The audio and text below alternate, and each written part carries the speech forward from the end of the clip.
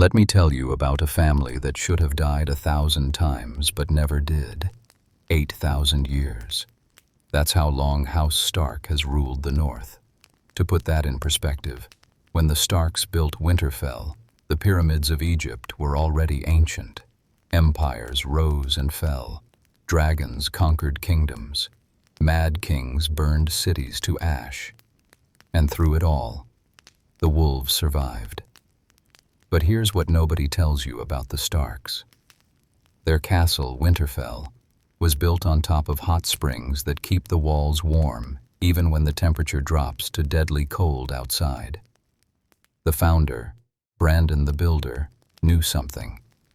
He built that castle on a very specific spot, and he built it to last forever.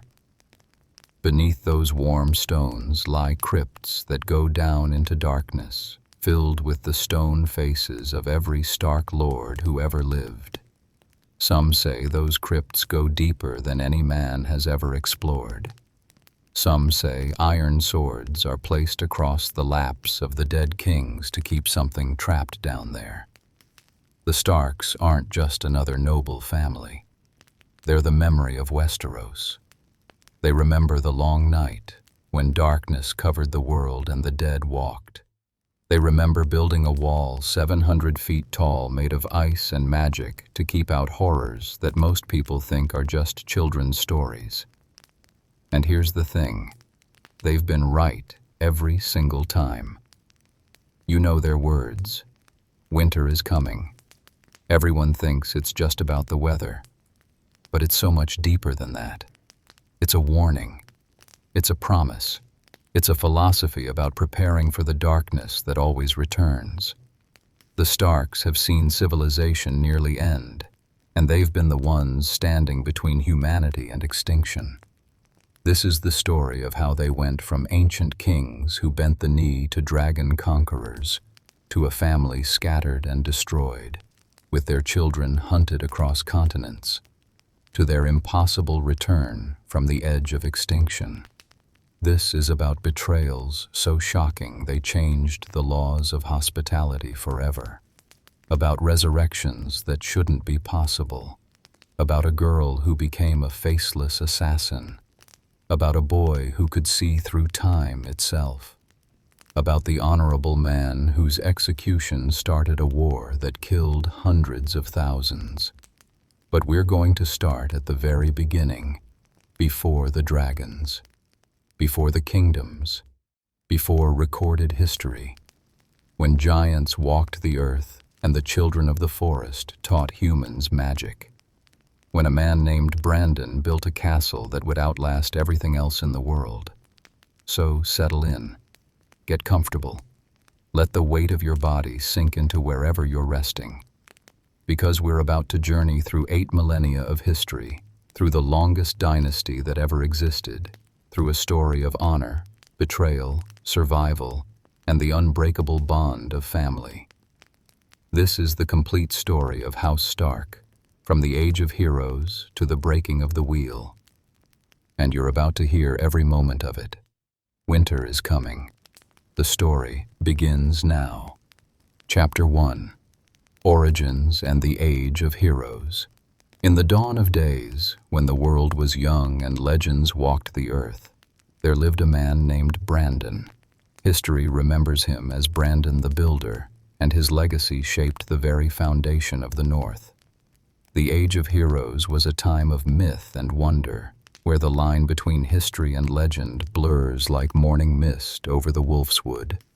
Brandon the Builder was said to possess abilities beyond those of ordinary men. Some maesters suggest he was aided by the children of the forest, those mysterious beings who inhabited Westeros long before the coming of the first men. Others whisper that giants helped in his mighty constructions. Whatever the truth, Brandon's achievements remain unmatched in the annals of history. The most significant of Brandon's accomplishments was the construction of Winterfell itself. The great castle rose from the earth in a location carefully chosen for its strategic importance and its natural warmth. Deep beneath Winterfell, hot springs flow through the earth, heating the castle walls and making the fortress habitable even in the deepest winter. The castle's design incorporated these springs into its very structure, with water flowing through the walls themselves, keeping the ancient stones warm to the touch even when snow piles high outside. Winterfell became more than just a fortress. It became the heart of the North, a symbol of stability and endurance. Its thick granite walls could withstand any siege, and its position allowed the Starks to command the surrounding lands effectively. The castle grew over the centuries, with each generation adding new buildings and fortifications. Yet the original keep, built by Brandon the Builder, remained at its center, a testament to his genius. But Brandon's greatest achievement was perhaps the wall itself. According to legend, after the long night ended, Brandon raised the massive barrier of ice that stretches across the northern border of the Seven Kingdoms. Standing 700 feet tall and 100 leagues long, the wall represents humanity's defense against the darkness that once threatened to consume the world. The long night itself remains the most terrifying period in Westerosi history. The ancient texts speak of a winter that lasted a generation, a winter that brought with it creatures of ice and death.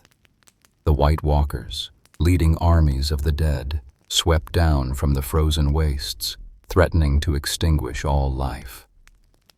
In those desperate times, the living united against the common threat.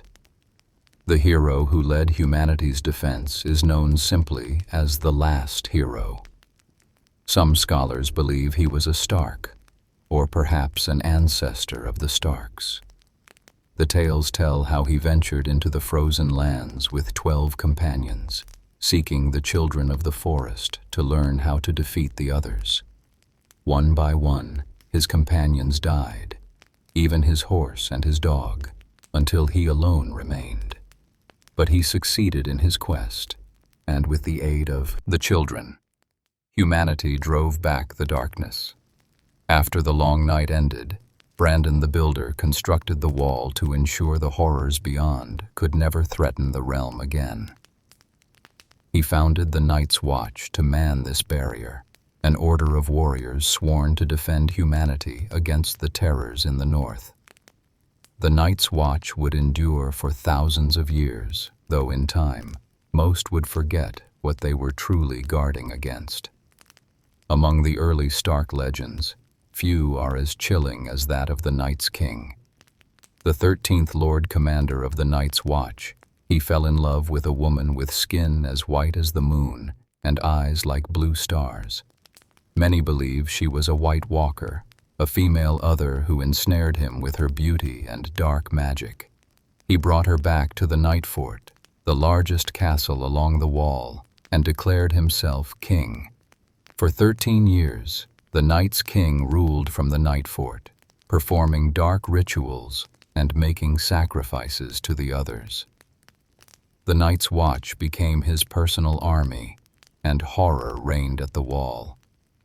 It took an alliance between the King of Winter, a Stark, and the king beyond the wall, Joramun, to finally bring down the Night's King.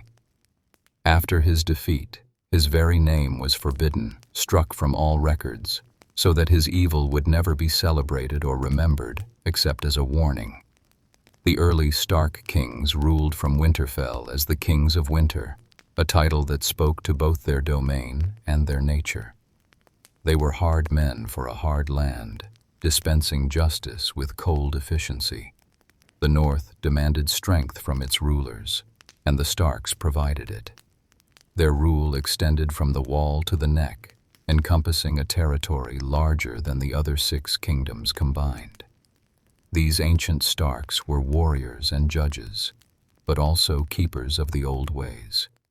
They maintained the worship of the old gods, those nameless deities of the children of the forest, long after the Andals brought their faith of the Seven to southern Westeros. In the Godswood of Winterfell stands a heart tree, a great weirwood with a face carved into its pale bark, its sap like red tears streaming from its eyes. Before this tree, the Starks have prayed and passed judgment for thousands of years. The connection between the Starks and their direwolves is ancient and deep. Though direwolves had been extinct south of the Wall for centuries, the sigil of House Stark has always been the gray direwolf on a white field. This choice of sigil was no accident. The direwolf represents the qualities the Starks prize: loyalty, family bonds, strength, and survival in harsh conditions. The pack survives, as they say, and the Starks have always understood the importance of family unity. During the Age of Heroes, the Starks intermarried with other powerful northern families, creating alliances that would last millennia. The practice of fostering children with bannermen began in these early days, strengthening bonds between houses. The North learned to stand together, united under the Winter Kings, for the land itself demanded cooperation for survival. The winters in the North can last for years, and the long night of winter tests every generation. The Starks learned early the importance of preparation, of storing food and supplies for the dark times ahead.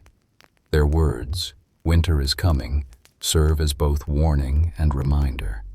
It is a statement of fact, but also a philosophy.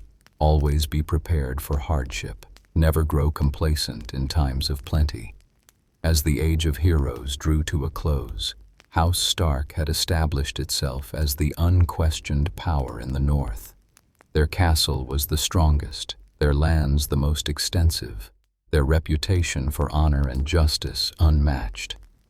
The foundation had been laid for a dynasty that would endure through the ages, surviving wars, rebellions, and the fall of kingdoms.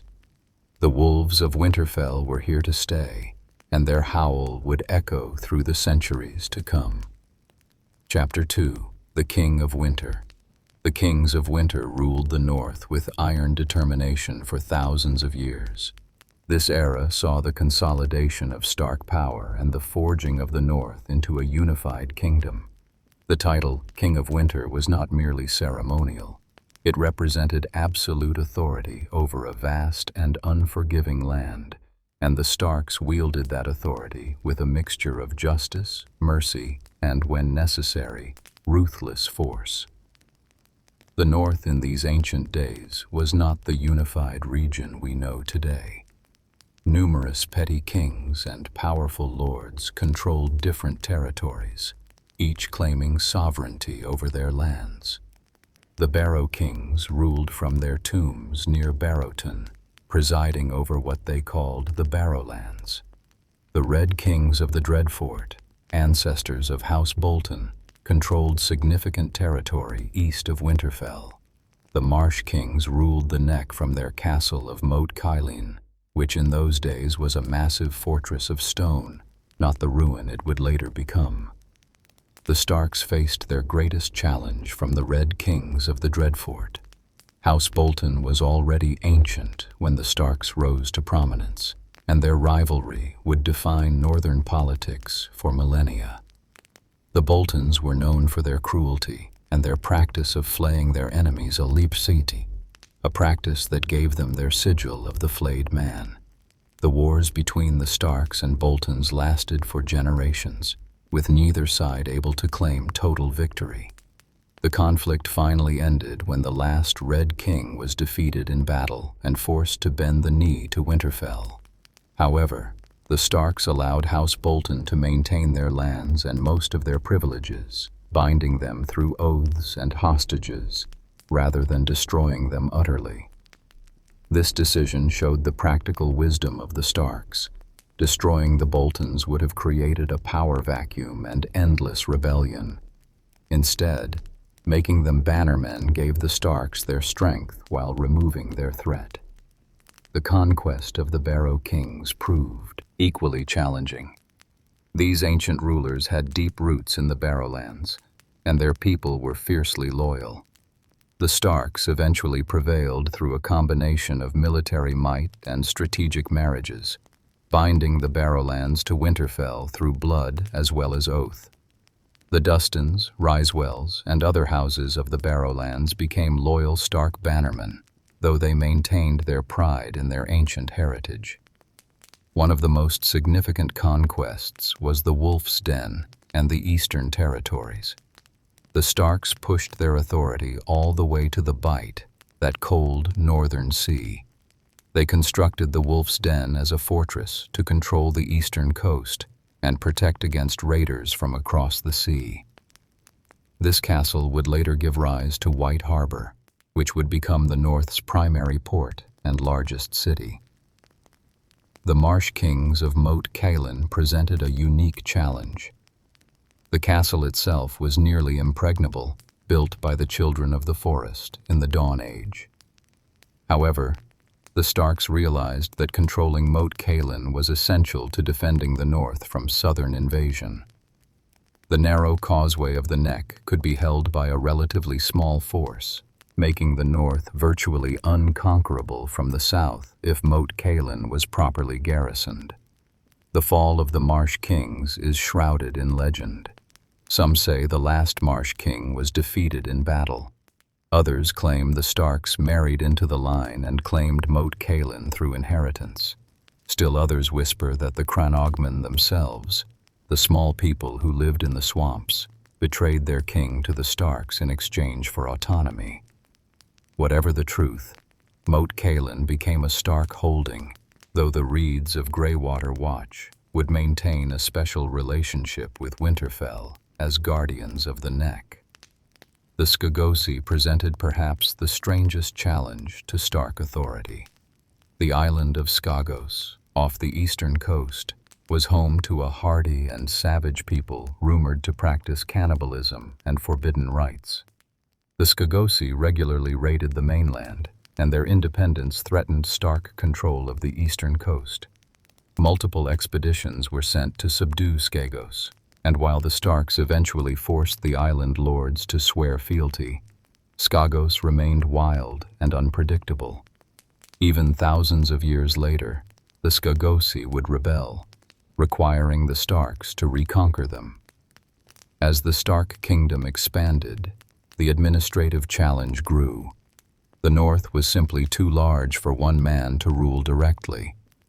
The Starks developed a system of sworn bannermen, great houses that ruled their own territories in the Stark name. These bannermen included the Umbers at Last Hearth, standing guard against wildling raids, the Mormonts on Bear Island, warriors all, who defended the western coast, the Karstarks at Carhold, a cadet branch of House Stark itself, founded when a younger son was rewarded with his own castle. The Manderleys arrived in the north much later, having been driven from their home in the Reach by their rivals. The Starks gave them protection and granted them lands near the Wolf's Den, where they built White Harbor. The Manderleys brought with them southern ways and the faith of the Seven, but they also brought valuable knowledge of trade and shipbuilding. They became perhaps the Starks' most loyal bannermen, never forgetting the debt they owed to Winterfell. Justice in the age of the Kings of Winter was harsh but fair. The Starks established a reputation for personally executing those they sentenced to death, believing that the man who passes the sentence should swing the sword. This practice served multiple purposes. It prevented casual or unjust executions, reminded the Lord of the weight of his judgments, and earned the Starks respect from their people who valued courage and personal responsibility. The Godswood at Winterfell became the traditional place for the most important judgments and decisions. The Starks would pray before the Heart Tree, seeking guidance from the old gods, before making momentous choices. This connection to the ancient religion set them apart from the southern kingdoms and reinforced their identity as Northmen, separate and distinct from the rest of Westeros. The practice of taking hostages to ensure loyalty became standard under the Kings of Winter.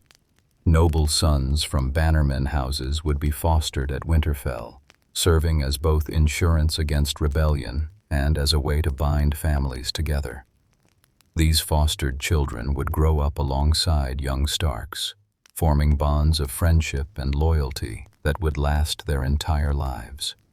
It was a system that generally worked well, creating personal relationships that transcended mere feudal obligations.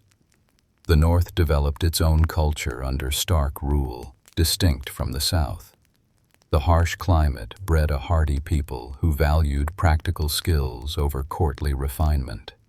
Northern lords judged men by their actions in battle and their ability to survive winter, not by fine words or elaborate ceremonies. This northern character was embodied in the Starks themselves, who preferred simple dress and direct speech to southern finery and games of courtesy. The kings of winter also maintained the wall and supported the Night's Watch, understanding better than most the importance of that ancient barrier. While southern kingdoms often viewed the Watch as a dumping ground for criminals and unwanted sons, the North continued to send volunteers, and the Starks ensured the Watch remained supplied and manned. This tradition would continue even after the Starks were no longer kings. As centuries passed, the Kingdom of Winter became synonymous with the North itself.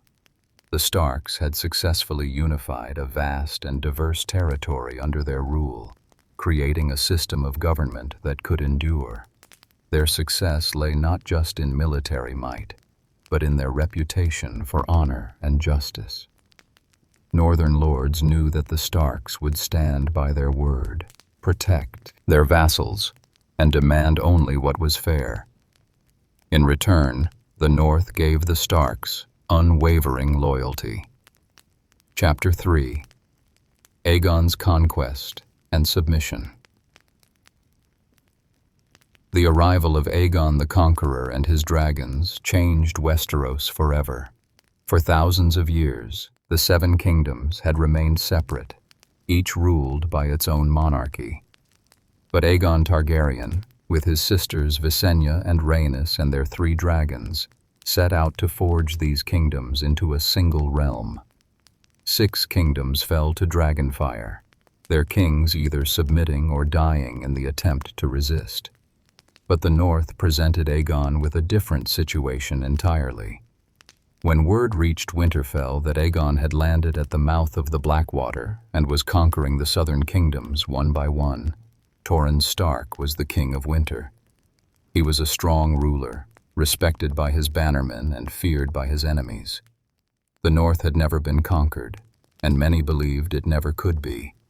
The terrain itself was a formidable defense: vast distances, harsh climate, and a people united in their determination to remain free. Torrhen watched as the southern kingdoms fell.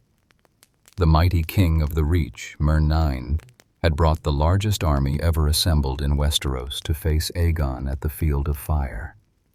The dragons had incinerated 4,000 men in moments, and King Myrn and his entire line perished in the flames. The King of the Rock had watched his castle walls melt before dragonfire. The Storm King had fallen at the last storm, struck down by Aegon himself. The King of Winter was no fool. He could see what others could not, that this conquest was different. Dragons changed everything. Courage, superior numbers, strong fortifications. None of it mattered when facing creatures that could fly over walls and breathe fire hot enough to melt stone. Torrhen called his bannermen and assembled a great host, 30,000 strong, and marched south. The 2 armies met at the banks of the God's Eye, that great lake in the Riverlands.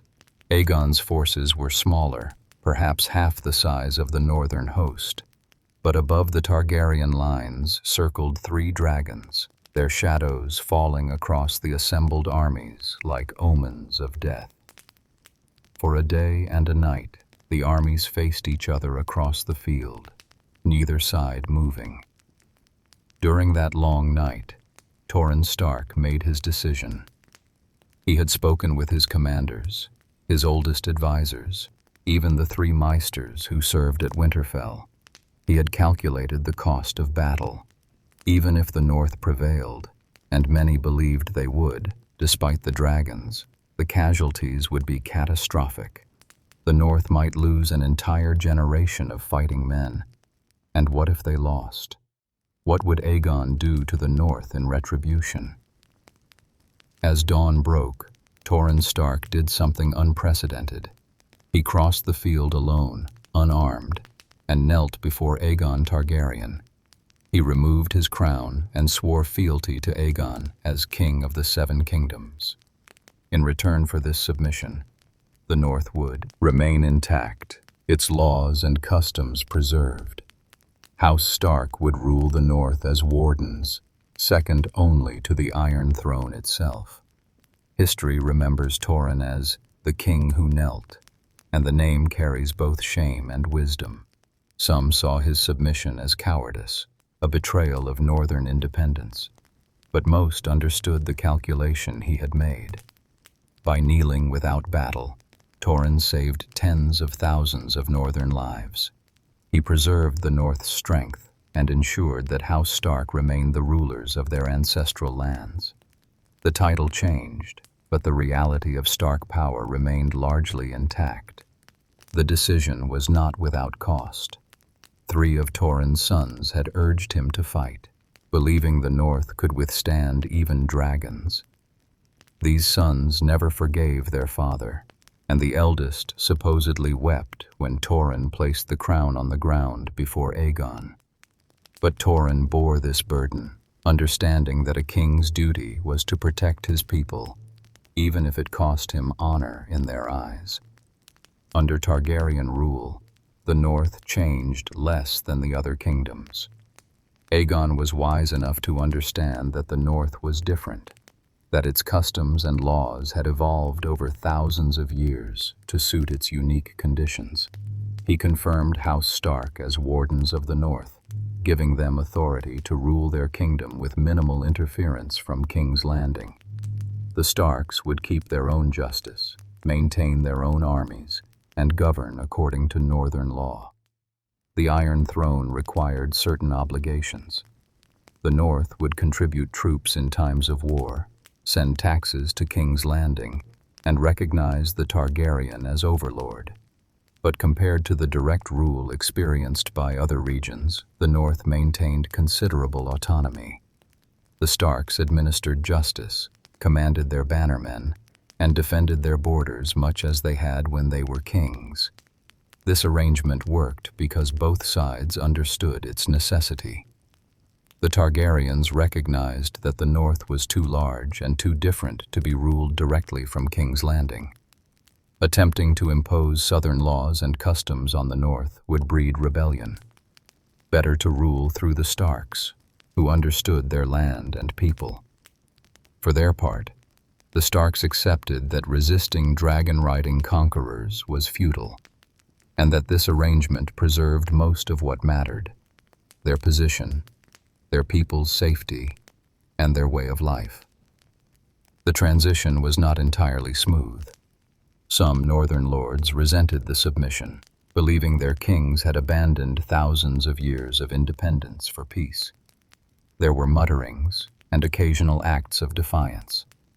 But Torrhen and his successors worked to maintain unity, emphasizing that the North remained distinct and largely autonomous.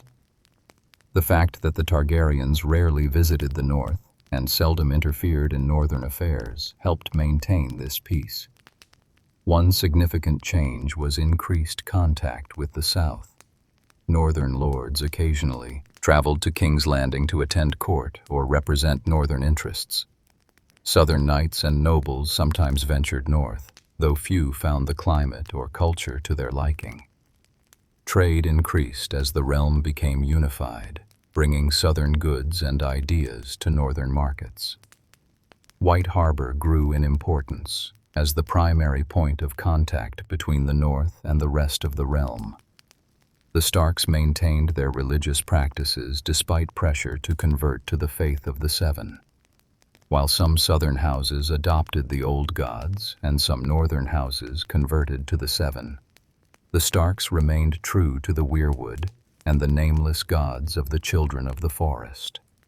This preservation of the old ways became a point of pride, a symbol that the North remained distinct despite submission to the Iron Throne. The Wall and the Night's Watch continued under Stark protection, though the distance from King's Landing meant the southern kingdoms often neglected their duty to support the Watch. The Starks maintained their tradition of sending supplies and men to the Wall, understanding its importance even as others forgot. This responsibility, which had rested on the Kings of Winter, now fell to the Wardens of the North, and the Starks did not shirk it. Over the following centuries, the arrangement between the Starks and Targaryens proved remarkably stable. The North remained loyal to the Iron Throne through numerous crises and conflicts. This loyalty was not born of love, but of practical wisdom, the same wisdom Torrhen had shown at the God's Eye. The North understood that stability and peace allowed their people to prosper, even under foreign overlords. The submission to Aegon began a new era in Stark history. They were no longer kings, but their power and prestige remained formidable. They ruled a kingdom larger than any other, commanded the largest territory in the realm, and maintained a degree of independence unknown to other great houses. Torrhen's decision, controversial though it was, ensured that House Stark survived and thrived for 3 more centuries under Targaryen rule. Winter would keep coming, but the Starks endured, as they always had. Chapter 4. The Targaryen Era. Part 1. The centuries following Aegon's conquest saw House Stark navigate the complex politics of a united Westeros while maintaining their traditional role as protectors of the North. Though no longer kings, the Lords of Winterfell wielded considerable power and occasionally found themselves drawn into the great conflicts that shaped the realm. The most significant of these was the Dance of the Dragons, and no northern lord played a greater role in that war than Cregan Stark. The Dance of the Dragons began as a succession crisis. King Viserys III died, leaving behind competing claims to his throne, his daughter Rhaenyra, whom he had named heir, and his son Aegon, whom tradition and many lords supported. The realm split into 2 factions, and the resulting civil war nearly destroyed House Targaryen and brought devastation to much of Westeros. Dragons fought dragons, kingdoms burned, and thousands died in the conflict. Initially, the North remained aloof from the war. Cregan Stark had concerns closer to home. Wildling raids beyond the Wall had increased, requiring attention and resources. The North had always been separate from southern conflicts, and many northern lords saw no reason to involve themselves in what they viewed as a southern problem. But Cregan understood that the North could not remain isolated forever, and that the outcome of this war would affect the entire realm. Cregan's decision to support Rhaenyra came from practical considerations. She had visited the North before the war, treating with Cregan and earning his respect. More importantly, she and her husband Daemon Targaryen had dragons, and Cregan remembered the lesson of Torrhen Stark. One does not lightly oppose dragon riders. He swore the North to Rhaenyra's cause and began gathering the largest northern army seen since the Conquest. The assembly of this host was no small feat. Cregan called upon all the northern lords to fulfill their oaths, and one by one they came. The Umbers from Last Hearth, the Karstarks from Carhold, the Mormonts from Bear Island, the Manderleys from White Harbor, all answered the summons. Over the course of months, an army of 20,000 men gathered at Winterfell, the largest northern force in living memory. But the North was far from the fighting in the South, and the war did not wait for Cregan's army. By the time the northern host was ready to march, the situation had changed dramatically. Dragons had killed dragons, wiping out most of House Targaryen's greatest weapons. Rhaenyra herself had been killed, fed to her half-brother's dragon while her son watched. King Aegon II, though victorious, was broken in body and dying from his wounds and poison. Cregan led his army south through winter snows, a march that took months and tested the endurance of every man. They called themselves the Winter Wolves, these northern warriors marching south while winter howled at their backs. Many were older men, veterans who did not expect to return home. They marched, knowing they might die in the south, but they went anyway, because Cregan Stark had called, and their oaths demanded it. The northern army arrived at King's Landing to find a city exhausted by war, its king dying, and the realm in chaos. But Cregan Stark came not as a conqueror, but as an executioner. He had sworn oaths to Rhaenyra, and those who had betrayed and murdered her would face northern justice. Thus began what history calls the Hour of the Wolf. 6 days when Cregan Stark held absolute power in King's Landing, and the fate of the realm rested in his hands. During those 6 days, Cregan served as Hand of the King to the dying Aegon II. He arrested numerous lords and knights who had betrayed Rhaenyra, including some of the most powerful men in the realm. The young Aegon III, Rhaenyra's son, was now heir to the throne, and Cregan swore to protect him and ensure his peaceful succession. When Aegon II finally died, possibly poisoned by those who feared Cregan's justice, Aegon III became king, and Cregan ensured the transition occurred without further bloodshed. Cregan's justice was harsh but not indiscriminate. He executed those directly responsible for the worst betrayals and atrocities, but he also showed mercy to those who had simply followed their lords or acted under duress. He understood that the realm had been torn apart by war, and that killing everyone who had opposed Rhaenyra would only perpetuate the cycle of violence. His goal was not revenge, but restoration of order. The Hour of the Wolf demonstrated something important about the Starks. When called upon, they could wield power in the south as effectively as in the north. Cregan commanded respect through his reputation for honor and justice. Southern lords who might have resisted a more politically ambitious man accepted Cregan's authority because they trusted he would act fairly and then return home. He wanted no southern lands, no appointments, no rewards beyond fulfilling his oaths.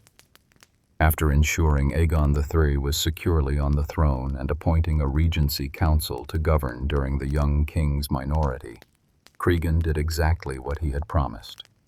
He went home. He led his surviving winter wolves back north, leaving the southern lords to sort out the aftermath of their war. This act cemented Cregan's reputation as perhaps the most honorable man in the realm. He had held absolute power and voluntarily given it up, seeking nothing for himself or his house. The Dance of the Dragons and its aftermath showed that the Starks could be drawn into southern politics when honor demanded it, but their hearts remained in the north.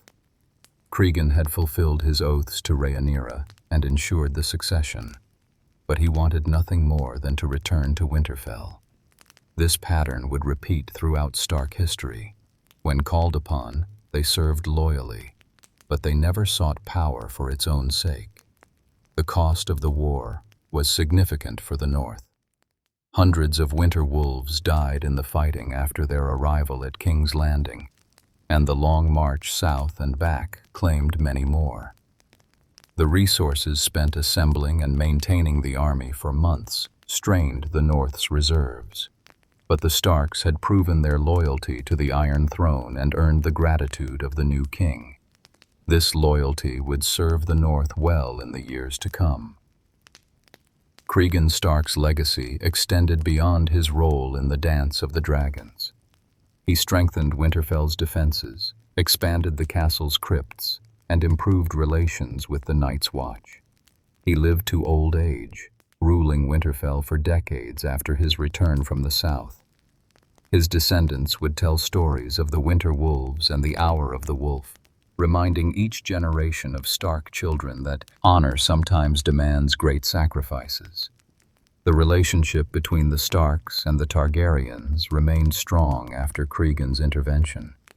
The Targaryens recognized that the North's loyalty was valuable precisely because it was not given lightly. When the Starks swore an oath, they kept it, even when doing so was difficult or dangerous. This reliability made the Starks more valuable to the Iron Throne than houses that might offer frequent flattery, but proves to unreliable in times of crisis. As the realm recovered from the Dance of the Dragons, the North returned to its traditional concerns. The Wall required constant attention, wildling raids continued, and the harsh climate demanded constant vigilance and preparation. The Starks ruled from Winterfell, dispensing justice, managing their vast territory, and maintaining the traditions that had sustained their house for thousands of years. They remained true to the old gods, faithful to their oaths, and ever mindful that winter was coming. Chapter 5. The Targaryen Era.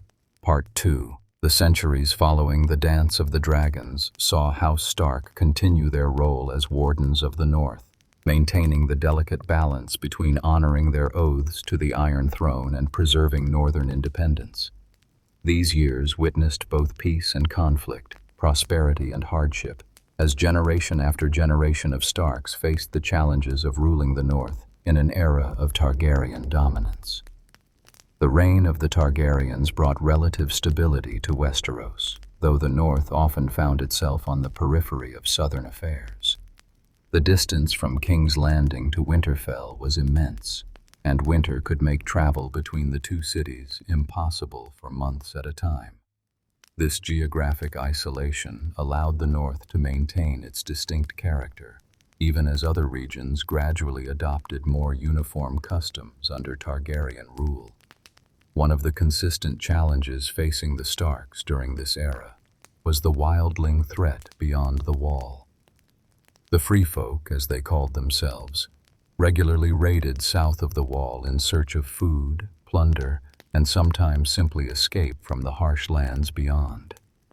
The Night's Watch was responsible for defending the Wall, but the Watch was chronically undermanned and undersupplied. The Starks provided crucial support, sending men, supplies, and sometimes leading expeditions beyond the Wall themselves. Several lords of Winterfell during the Targaryen era served time at the Wall, either as volunteers before inheriting or as brothers of the Night's Watch before unexpected deaths elevated them to lordship. This tradition kept the Starks connected to the Watch and reminded them of the ancient responsibility their house bore. Unlike southern lords who viewed the Watch as a dumping ground for criminals and unwanted sons, the Starks continued to see it as an honor to serve. The relationship between the Starks and their bannermen remained the foundation of northern strength. The great houses of the North, Umber, Karstark, Bolton, Manderley, Mormont, and others, owed fealty to Winterfell, and the Starks worked carefully to maintain these bonds. Disputes between bannermen were adjudicated fairly, assistance was provided during harsh winters, and the Starks led personally when war called. This personal involvement in the welfare of their vassals kept northern unity strong. House Bolton remained a source of periodic concern. Despite having bent the knee thousands of years earlier, the Boltons never entirely abandoned their cruel ways. Their custom of flaying prisoners and enemies continued in secret, and rumors of torture and dark practices emanated from the Dreadfort throughout the Targaryen era. The Starks had to walk a careful line. The Boltons were powerful and controlled strategic territory, but their actions reflected poorly on the Warden's ability to maintain order. The Boltons remained an unpredictable element within the northern hierarchy, their ancient rivalry with the Starks never entirely forgotten. The Dreadfort stood as a grim reminder that not all northern houses shared the Stark values of honor and justice. Yet the Boltons served when called, provided their levies for wars, and maintained a surface loyalty that the Starks accepted while remaining vigilant. White Harbor grew dramatically during the Targaryen period, becoming the North's window to the wider world. The Manderleys, ever grateful for Stark protection centuries earlier, proved valuable allies. Their fleet protected the eastern coast from pirates and raiders, while their merchants brought wealth into the north through trade. The Manderleys uniquely blended southern sophistication with northern loyalty, building a powerful city while maintaining absolute fidelity to Winterfell. The practice of fostering continued to bind northern houses together. Young lords and ladies would spend years at Winterfell, or with other bannermen, forming friendships and alliances that transcended their parents' political calculations.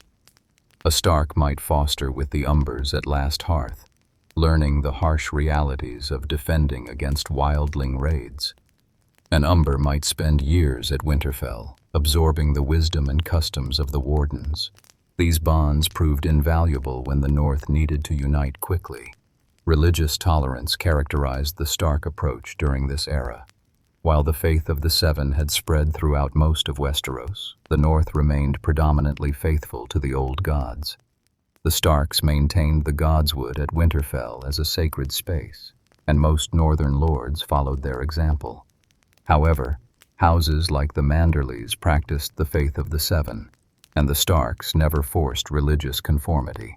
This tolerance prevented the religious conflicts that occasionally troubled southern kingdoms. Several Targaryen kings visited the north during their reigns, though such visits were rare. The journey was long and uncomfortable, and few Southerners appreciated the northern climate or customs. When royalty did visit, the Starks provided appropriate hospitality while ensuring their guests understood that the North was different. These visits occasionally resulted in marriages between Stark children and Southern houses, strengthening ties to the Iron Throne while spreading Stark blood throughout the realm. The Night's Watch faced increasing difficulties as the Targaryen era progressed. The Watch that had once numbered in the tens of thousands dwindled to a few thousand, then less. Many of the castles along the Wall were abandoned as the Order lacked men to garrison them. The Starks continued their support, but even Winterfell's resources had limits. The Watch began accepting more criminals and rapers to fill its ranks, diluting the honor that had once characterized the Black Brothers. Winter remained the great test of every generation. The seasons in Westeros were unpredictable, with summers and winters lasting years rather than months.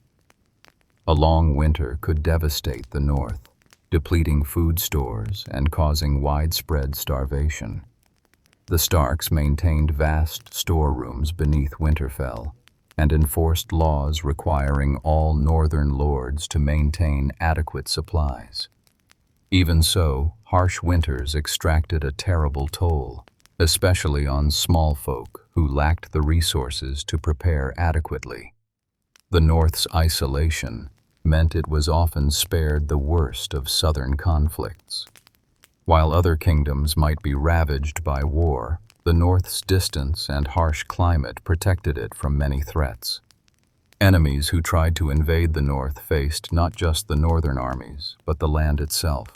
Vast distances, limited supplies, and weather that could kill as surely as any sword. This natural defense allowed the North to recover more quickly from wars than southern kingdoms. Iron from the sea came rarely to the North during the Targaryen years. The Ironborn of the Iron Islands occasionally raided the western coast, but the Mormonts and other western houses generally repelled these attacks. The Ironborn found little worth taking in the North. The people were too poor, the land too harsh, and the defenders too fierce. It was easier to raid the rich coastal cities of the South than to face northern steel for meager rewards. The Skagosi Rebellion occurred during this period, demonstrating that even after thousands of years, some parts of the North remained barely civilized. The island lords of Skagos rose in rebellion against Stark authority, reverting to their savage ways. The Lord of Winterfell assembled a fleet and army, crossed to the island, and spent years bringing the Skagosi back under northern law. The campaign was brutal and costly, but it reinforced that the Stark claim to the north was absolute and would be enforced. Throughout these centuries, Winterfell itself evolved. Each generation of Starks added to the castle, expanding its walls, buildings, and defenses. The crypts beneath Winterfell extended deeper into the earth, with new chambers carved for each Lord of Winterfell and their families. The tradition held that iron swords must be placed across the laps of the dead kings and lords to keep their spirits in their tombs. These crypts became a physical representation of Stark history, with generation after generation of stone faces staring silently in the darkness. The hot springs beneath Winterfell continued to provide warmth, making the castle habitable even in the deepest winter. The water was channeled through the walls, keeping the stones warm and preventing the castle from freezing. This ancient engineering, perhaps dating back to Brandon the Builder himself, made Winterfell unique among northern castles.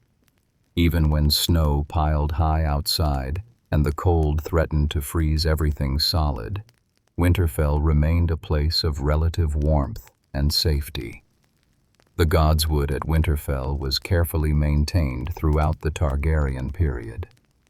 The ancient weirwood at its center, with its carved face and red sap tears, remained the spiritual heart of House Stark. Each Lord of Winterfell spent time in contemplation before the Heart Tree, seeking guidance from the old gods before making important decisions. The Godswood also served as a place of execution. Those sentenced to death by the Lord were often executed in sight of the old gods, adding solemnity to the grim duty. As the Targaryen dynasty continued, its dragons died out. The last dragon perished during the reign of Aegon III, who would be known as the Dragonbane. Without dragons, the Targaryens became merely another royal house, powerful but no longer wielding the overwhelming force that had conquered the Seven Kingdoms. This change subtly altered the relationship between the Iron Throne and the great houses, including the Starks. Loyalty now rested more on tradition and mutual benefit than on fear of dragonfire. The Blackfire rebellions troubled the realm during the later Targaryen period. These civil wars, sparked by legitimized bastards claiming the throne, drew in houses from across Westeros. The Starks generally supported the legitimate Targaryen line, raising armies when called upon. However, the distance of the north meant that by the time northern forces arrived, the fighting was often concluded. The North's loyalty was noted and appreciated, even when northern swords saw little action. Trade expanded during the more peaceful periods, bringing prosperity to the north. White Harbor's port handled increasing volumes of goods, southern wine and fruits, exotic spices, fine cloth and weapons. In return, the north exported furs, leather, timber, and occasionally minerals from its mountains. This trade enriched the northern houses, particularly the Manderleys, and connected the north more closely to the broader realm's economy. The practice of sending second sons and bastards to the citadel or the faith became more common during this period. While the north remained loyal to the old gods, some northern families sent sons south for education or to take vows.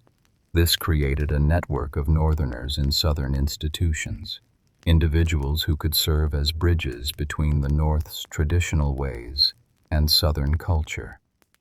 Some became respected maesters, serving throughout the realm while maintaining their northern identity. As the Targaryen era drew toward its close, few could have predicted the catastrophic events that would soon unfold. The reign of Aerys II, who would become known as the Mad King, began conventionally enough. The North remained loyal, distant, and focused on its own concerns.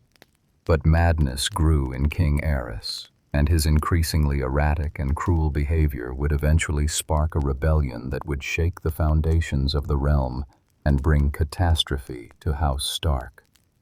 Chapter 6. Robert's Rebellion. The events that became known as Robert's Rebellion transformed Westeros and devastated House Stark, setting in motion consequences that would echo through generations. What began as a personal tragedy escalated into a realm-wide war that toppled a dynasty and elevated new powers. But the costs paid by the Starks were almost unbearable. Lord Eddard Stark ruled Winterfell during this period, a capable and ambitious lord who sought to strengthen the North's position through strategic alliances. He arranged for his daughter Lyanna to marry Robert Baratheon, the young lord of Storm's End. His son Brandon was betrothed to Catelyn Tully of Riverrun. These marriages would link the North to two powerful southern houses, increasing Stark influence beyond their traditional borders. Rickard's younger son, Eddard, called Ned by friends and family, was fostered at the Eyrie with Jon Arryn, creating another valuable alliance. Lyanna Stark was spirited and beautiful, gifted with the Stark features and the wolf blood that occasionally manifested in the family. She was an accomplished rider and archer, more comfortable with swords than needlework. Her betrothal to Robert Baratheon should have been a triumph, uniting the North and the Stormlands. But Lyanna reportedly had doubts about the marriage, knowing Robert's reputation for drinking and womanizing. Still, duty demanded the match, and Lyanna would have honored her father's arrangement. Everything changed at the tournament at Harrenhal, one of the greatest gatherings of nobility in recent memory. Lyanna attended with her father and brothers, and there she encountered Prince Rhaegar Targaryen, the king's eldest son and heir to the Iron Throne. Rhaegar was everything Robert was not: thoughtful, melancholic, talented with both sword and harp. When the tournament concluded, Rhaegar won the champion's crown and shocked everyone by riding past his own wife to present the crown of winter roses to Lyanna Stark, naming her the Queen of Love and Beauty. The implications of this act rippled through the realm. Robert Baratheon, Lyanna's betrothed, was humiliated. Rhaegar's wife, Elia, Martell of Dorne, was insulted before the entire nobility. Rickard Stark was placed in an impossible position. But the tournament ended without immediate violence, and everyone returned to their domains, though tensions remained high. Then Lyanna disappeared. The official story claimed that Rhaegar had abducted her, stealing the Stark daughter away from her family and betrothed. Whether this was kidnapping or elopement, whether Lyanna went willingly or was taken by force, remains one of history's great mysteries. What is certain is that Brandon Stark, Lyanna's older brother and Rickard's heir, reacted with the hot-blooded fury characteristic of the wolf blood.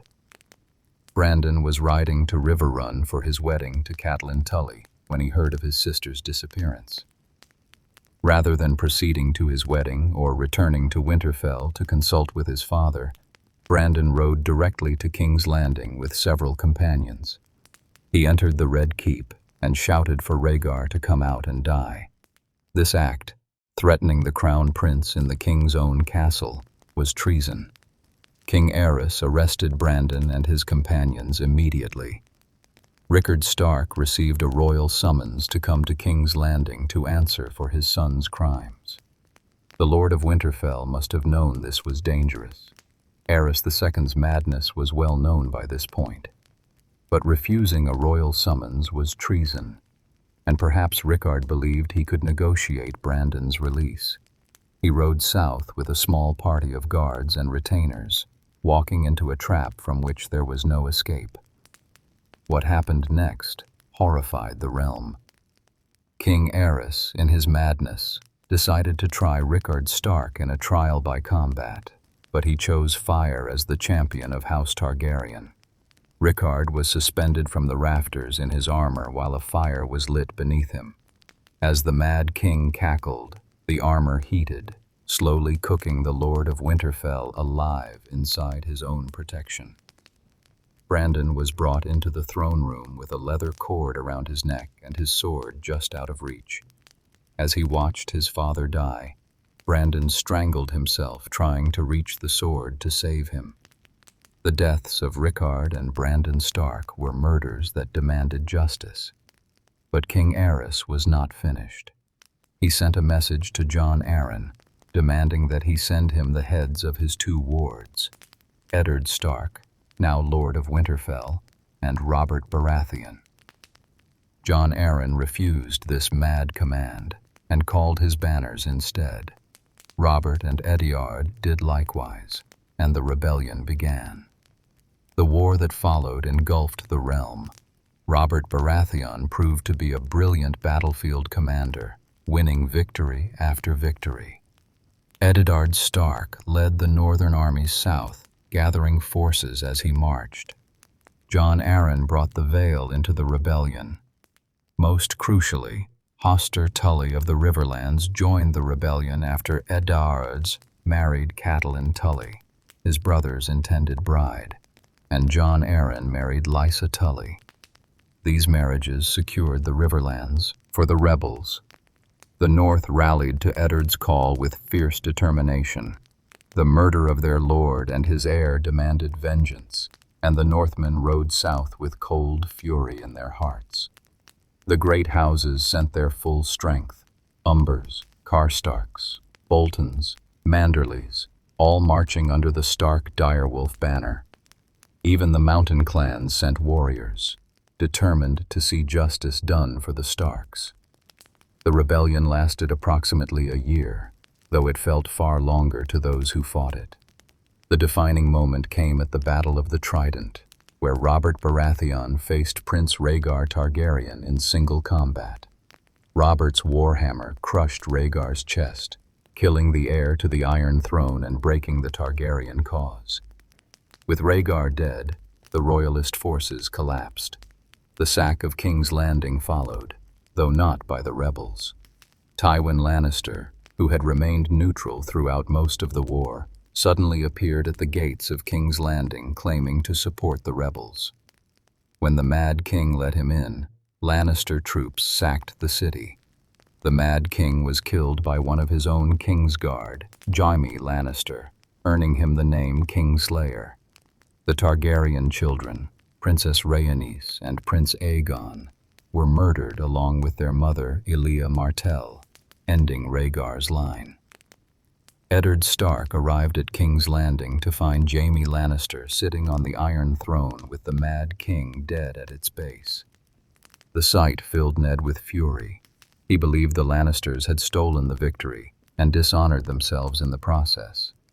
His relationship with the Lannisters, particularly Jaime, was poisoned from that moment. Robert Baratheon was crowned king, establishing a new dynasty, but the cost had been immense.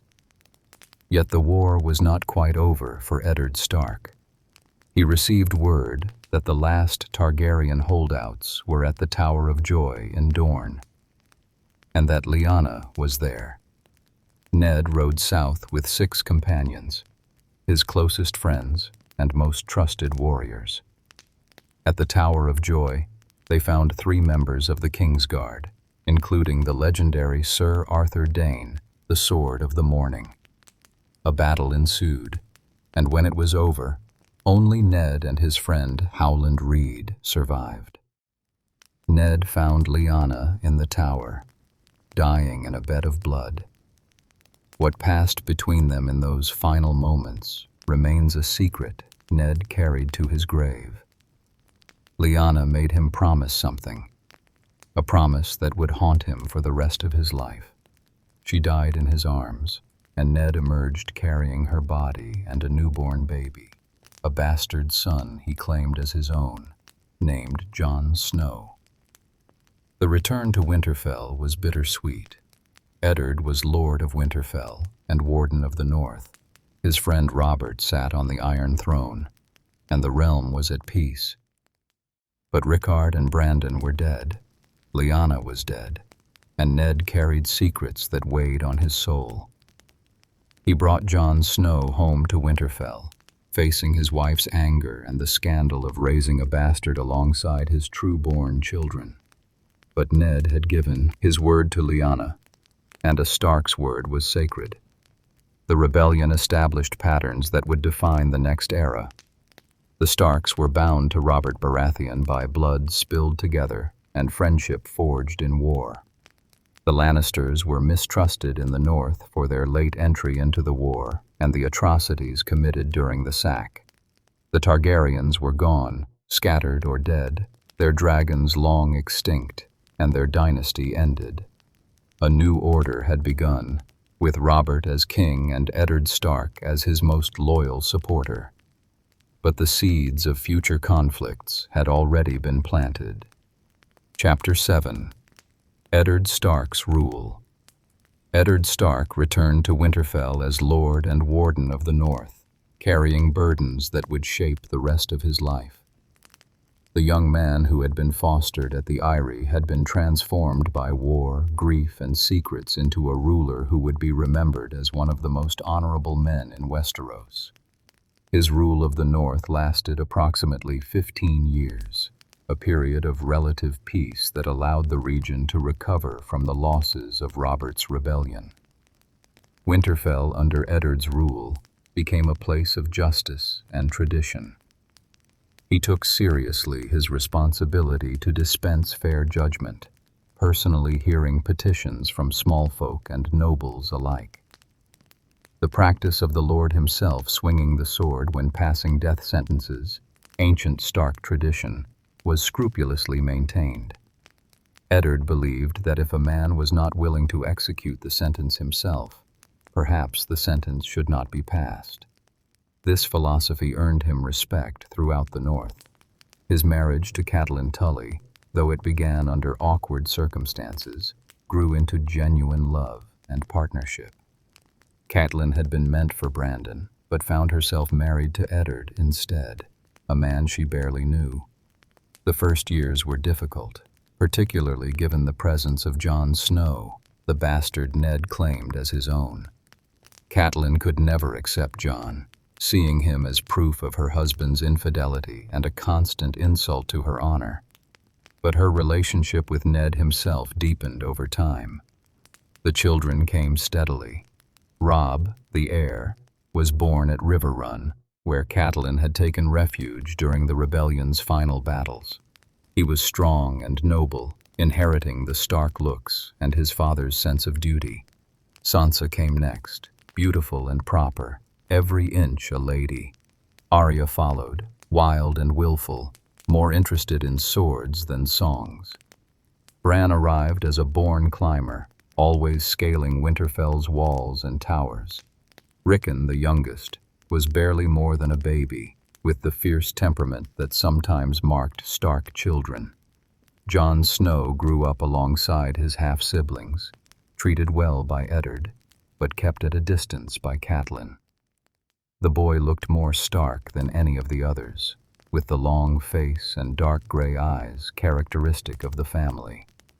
He and Robb became inseparable, more brothers than half-brothers, their bond unshakable despite Jon's bastard status. Eddard's refusal to discuss Jon's mother created tension with Catelyn, but also protected the boy's true identity, a secret so dangerous that revelation could mean death. The education of the Stark children followed northern traditions. The boys learned warfare, riding, and the duties of lordship. Robb was groomed as heir, learning to command and judge. Jon trained alongside him, becoming as skilled a warrior despite having no inheritance. The girls received the education appropriate to noble ladies, though Arya resisted at every opportunity. All the children learned the history of their house, the obligations of nobility, and the importance of duty and honor. Maester Luwin served as teacher and advisor, providing the scholarly education necessary for future lords and ladies. Ser Roderick Castle, Master-at-Arms, trained the boys in combat and military strategy. Septa Mordane attempted to instill proper manners and behavior in the girls with varying degrees of success. Old Nan, the castle's oldest servant, filled the children's heads with stories and legends, tales of the others and the long night, of brave heroes and terrible monsters. The Godswood remained central to Stark life under Eddard's rule.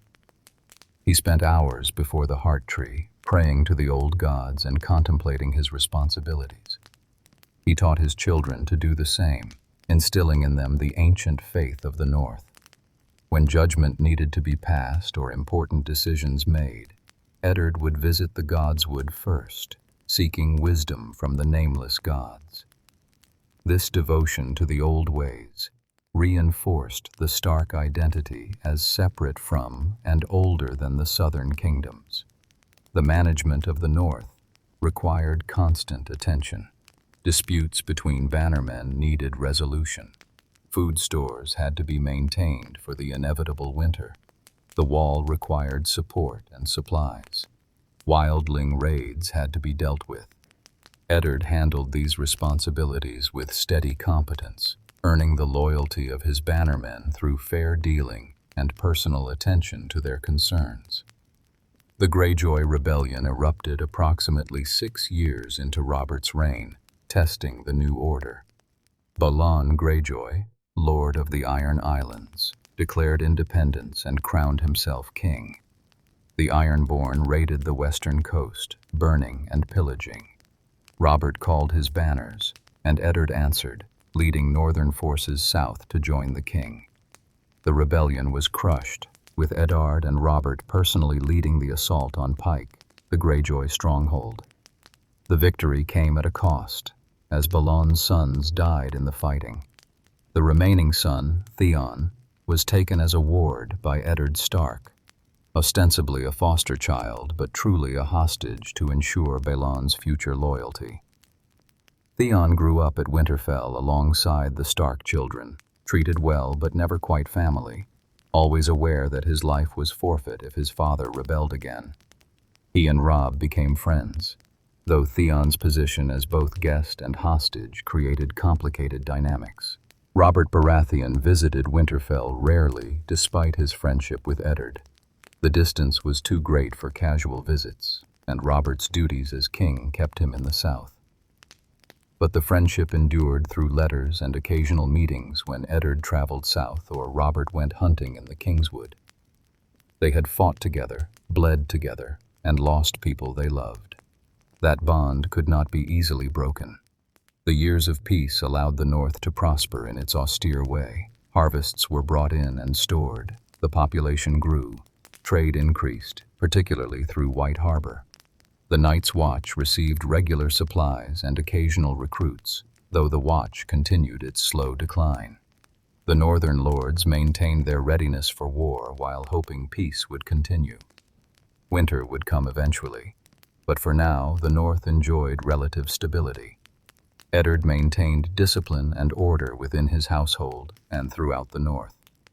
Northern justice was harsh but fair, with punishments fitting crimes and mercy granted where appropriate. Poachers might lose a finger rather than their heads, while murderers and rapers faced execution. The key was consistency. The same laws applied to highborn and lowborn alike, and even lords could not escape justice for serious crimes. The relationship between the Starks and Boltons remained complicated during this period. Roose Bolton, Lord of the Dreadfort, was a strange and sinister figure, speaking in whispers and known for his pale eyes and quiet cruelty. Eddard kept close watch on the Boltons, aware of their dark history, but Roose committed no overt crimes and fulfilled his duties as a bannerman. It was an uneasy peace, with both sides maintaining courtesy while harboring distrust. As Eddard's children grew older, thoughts turned to their futures. Marriages would need to be arranged, positions found for younger sons, alliances strengthened. Robb was growing into a man worthy of inheriting Winterfell, capable and confident. Sansa dreamed of southern nights and courtly life. Arya remained wild and difficult to manage. Bran climbed everywhere despite his mother's fears. Jon trained for a life at the Night's Watch, the highest position a bastard could aspire to reach. The peace could not last forever. Events in the south were moving toward crisis, though Eddard was largely ignorant of the plots and schemes in King's Landing. Robert's marriage to Cersei Lannister was loveless and full of resentment. The king grew fat and lazy, more interested in hunting and whoring than ruling. The realm's debts mounted as Robert spent extravagantly. The Lannisters gained more influence at court, while Eddard remained in the north, unaware of how dangerous the situation had become. Then came the message that would change everything. Jon Arryn, the Hand of the King and Eddard's foster father, had died suddenly. Robert was riding north to Winterfell, bringing with him a request that would drag the Starks back into southern politics and start a chain of events that would devastate the family. The years of peace were ending, and winter was coming to House Stark in ways more terrible than anyone could have imagined. Chapter 8. The War of the Five Kings. The arrival of King Robert Baratheon at Winterfell appeared to be an honor for House Stark, but it brought catastrophe. Robert had traveled north with his entire court, including his queen Cersei Lannister and their children, to ask Eddard to become Hand of the King. Eddard's initial instinct was to refuse. He belonged in the north, not playing southern political games. But Robert was his friend and king, and when Robert asked, Eddard's honor compelled him to agree. Before the king arrived, the Stark children found direwolf pups in the snow, their mother dead. There were 5 pups, one for each of Eddard's true-born children, and then Jon Snow found a 6th, an albino runt for himself. The direwolves were the first seen south of the Wall in centuries, and their appearance seemed deeply significant. Eddard allowed his children to keep the pups, feeling that the wolves were meant for them: Summer, Grey Wind, Lady, Nymeria, Shaggy Dog, and Ghost. These direwolves would become intertwined with the fates of the Stark children. During Robert's visit, tragedy struck. Bran Stark, while climbing the walls of Winterfell, witnessed something he should not have seen: Queen Cersei and her brother Jaime Lannister in an intimate embrace. To protect their secret, Jaime pushed the 7-year-old boy from the tower window. Bran fell, and though he survived, he fell into a deep sleep from which it seemed he might never wake. An assassin later attempted to finish the job, but Bran's direwolf Summer saved him, losing several teeth in the process. Eddard departed for King's Landing with his daughters Sansa and Arya, leaving Robb as acting Lord of Winterfell and Catelyn to watch over the still sleeping Bran. In the capital, Eddard discovered a nest of lies and corruption. Robert was a shadow of the warrior who had won the throne, more interested in drinking and hunting than ruling. The Lannisters effectively controlled the government, and the realm's debts were staggering. Eddard began investigating Jon Arryn's death, discovering that his predecessor had been looking into something involving Robert's children. The truth Eddard uncovered was explosive and dangerous. All 3 of Robert's children, Joffrey, Myrcella, and Tommen, were not Robert's sons at all, but the products of incest between Cersei and Jaime Lannister. Joffrey, the heir to the Iron Throne, had no legitimate claim to the succession. Eddard's honor demanded he reveal this truth, but doing so would start a war. He attempted to manage the situation carefully, planning to install Robert's brothers as rightful heirs while protecting the children from their mother's sins. Robert's death changed everything. Killed by a boar during a hunting accident. Though Eddard suspected Lannister manipulation, the king died, leaving the realm on the brink of civil war. In his final moments, Robert named Eddard Lord Regent and protector of the realm until Joffrey came of age. Eddard had one last chance to prevent disaster, to secure the succession properly and reveal the truth about Joffrey's parentage. But he made the fatal mistake of trusting the wrong people. Peter Baelish, called Littlefinger, promised to secure the gold cloaks, the city watch of King's Landing, for Eddard when he moved against the Lannisters.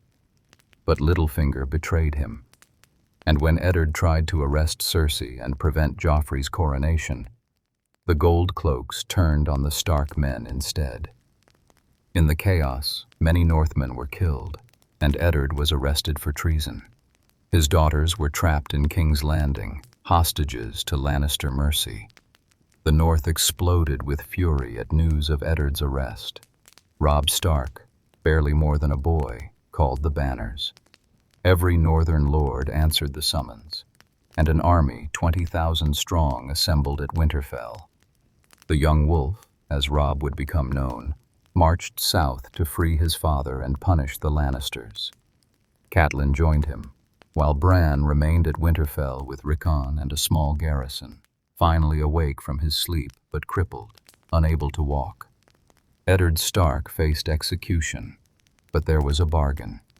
If he confessed to treason, admitted attempting to steal the throne from Joffrey, his life would be spared, and he would be allowed to take the Black and join the Night's Watch. For his daughter's sake, to protect Sansa and Arya trapped in the capital, Eddard swallowed his honor and confessed publicly to crimes he had not committed. But Joffrey, crowned king despite the plans of his mother and grandfather, made his own decision. He ordered Eddard Stark beheaded. The execution of Eddard Stark on the steps of the Great Sept of Baelor shocked the realm. It was a monstrous political mistake, eliminating any possibility of peace and ensuring total war. In the north, grief and rage transformed into an unstoppable force. The northern lords gathered and, in a scene echoing events from thousands of years past, they proclaimed Robb Stark king in the north. The Starks were kings again, and the War of the Five Kings had truly begun.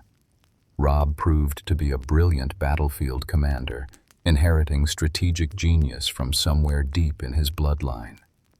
His first campaign caught the Lannisters completely by surprise. While Lord Tywin Lannister expected the Northern army to march straight down the King's Road toward King's Landing, Robb divided his forces. He sent a portion under Roose Bolton to engage Tywin, while he took the main army west to the Riverlands, moving to relieve River Run and rescue his grandfather's castle from Lannister siege. The strategy worked perfectly. Robb moved with incredible speed, covering ground that should have taken weeks in mere days.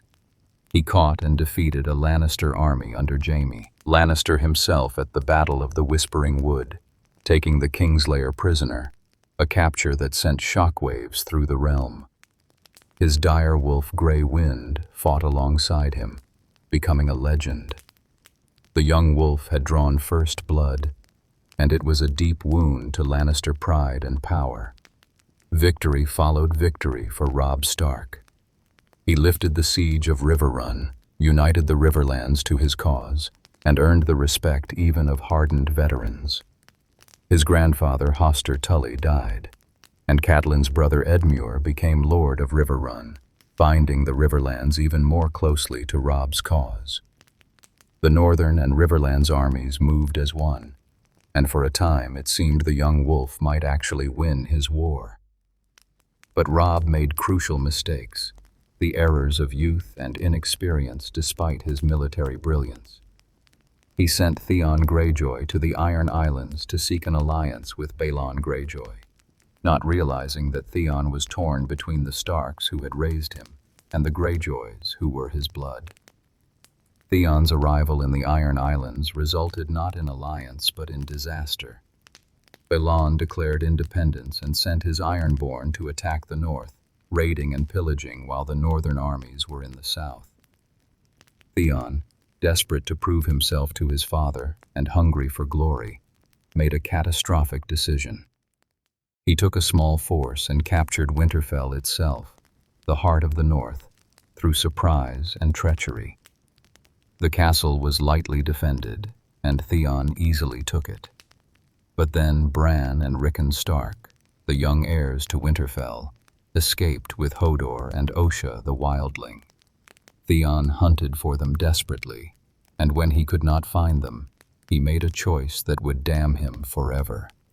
He had 2 farm boys killed, burned their bodies beyond recognition, and presented them as the Stark boys, claiming he had executed the princes. The North was staggered by the news. Winterfell fallen, Bran and Rickon reportedly dead. It seemed as if House Stark was being systematically destroyed. Morale among the northern troops plummeted. Many northern lords wanted to turn back, to abandon Robb's war and reclaim their homes from the Ironborn. But Robb held them together through force of personality and continued victories against the Lannisters, even as his kingdom crumbled behind him. Robb's greatest mistake, however, was personal. He had been betrothed to a daughter of House Frey to secure the Frey's allegiance and ensure his armies could cross the Twins, their strategic castle that controlled the only crossing of the Green Fork in the region. But during a campaign, Robb was wounded and tended by Jane Westerling, a minor noblewoman. In his grief over his brother's supposed deaths and his pain from his wounds, Robb made a terrible error.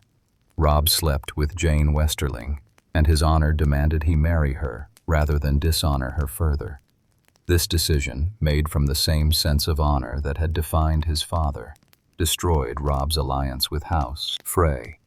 Walder Frey, the ancient and bitter lord of the Twins, took this broken betrothal as a mortal insult. He had given Robb passage, committed his men to the cause, and been promised a royal marriage for his house. Now he had nothing but promises broken and pride wounded. The war continued, but Robb's position grew increasingly precarious. The Lannisters allied with House Tyrell, bringing the wealth and armies of the Reach into their cause. This shifted the balance of power dramatically. Stannis Baratheon, who had declared himself the rightful king after Robert's death, was defeated at the Battle of the Blackwater, his attempt to take King's Landing crushed by the Lannister-Tyrell alliance. Robb was now facing impossible odds, fighting a war on multiple fronts with dwindling resources and fractious allies. Catelyn Stark, in her grief and desperation to protect her remaining children, made her own catastrophic mistake. She released Jaime Lannister from captivity, sending him south with Brienne of Tarth as an escort in exchange for a promise that her daughters would be returned. This act, done without Robb's permission, undermined his authority and threw away his most valuable hostage.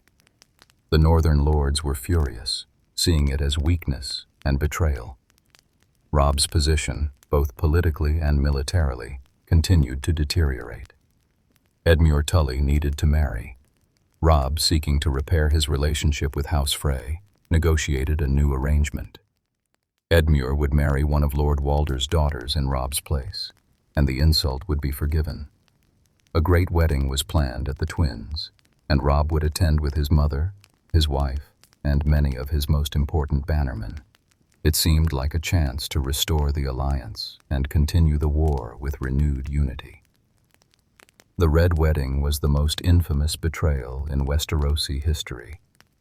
Lord Walder Frey, in concert with Roose Bolton and orchestrated by Tywin Lannister, had planned a massacre. The wedding feast proceeded normally at first, with Edmure married to Roslyn Frey and celebrations underway. But then the music changed, and the doors were barred. Crossbowmen appeared in the galleries above, and Frey soldiers drew weapons. The northern lords and their men were trapped.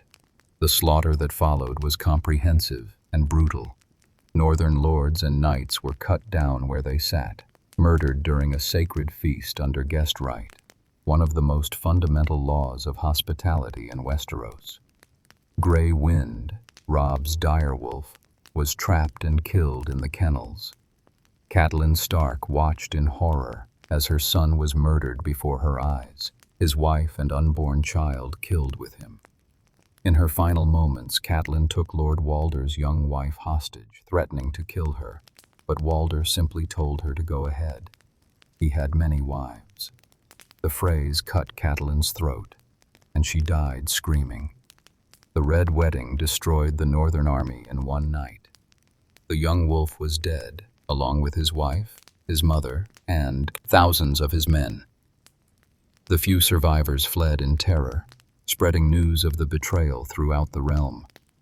Roose Bolton, who had orchestrated much of the betrayal from within, was rewarded by the Iron Throne with the title of Warden of the North and given Winterfell itself. The Starks had fallen, their kingdom shattered, their house seemingly destroyed. The news of the Red Wedding reached across the realm, shocking even those who had fought against Robb Stark. Guest right was sacred. To murder guests at a wedding feast was an act so heinous that it violated the deepest laws of gods and men. The Freys and Boltons were forever stained by their actions, their houses damned in the eyes of many. Songs would be written about the tragedy, and the name Red Wedding would become synonymous with treachery and dishonor. In the north, the reaction was rage mixed with despair. The lords who had followed Robb south were dead, their heirs inheriting defeated houses and occupied lands. The Boltons ruled from the Dreadfort and the burned ruins of Winterfell, which had been sacked and destroyed by Ramsay Snow, Roose Bolton's bastard, after driving out the Ironborn.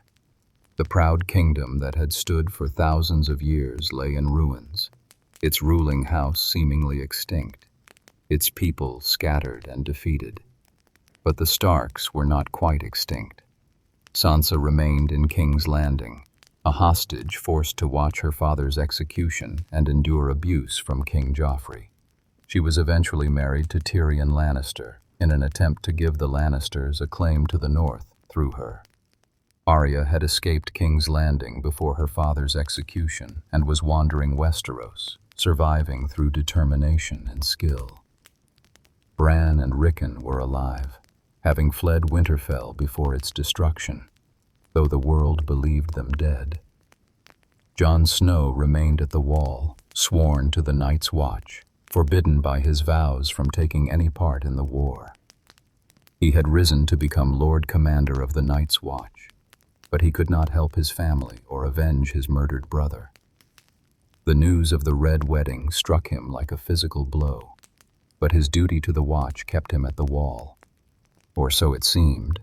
The vows said that a man's watch continued until death, but no one had considered what happened if a brother died and came back. The War of the Five Kings ended with the Starks destroyed, the Baratheons scattered, and the Lannisters triumphant. But the victory was hollow. The realm was devastated by years of war. The small folk had suffered terribly, and the atrocities committed would breed hatred for generations. The Red Wedding especially would be remembered and condemned, a violation so profound that it undermined the very foundations of Westerosi society. If guest right could be violated so completely, what law was sacred? What oath could be trusted? House Stark's fall from power seemed complete. From kings in the north to hunted fugitives and hostages in barely more than a year, and the speed of the collapse was staggering. The great house that had ruled for thousands of years survived the long night, bent the knee to Aegon, and endured countless challenges appeared to have finally met its end. Winterfell was in ruins, the Stark lords were dead, and the surviving children were scattered across Westeros with no power and little hope. But the old saying held true. The lone wolf dies, but the pack survives. Though separated and seemingly broken, the Stark children lived on.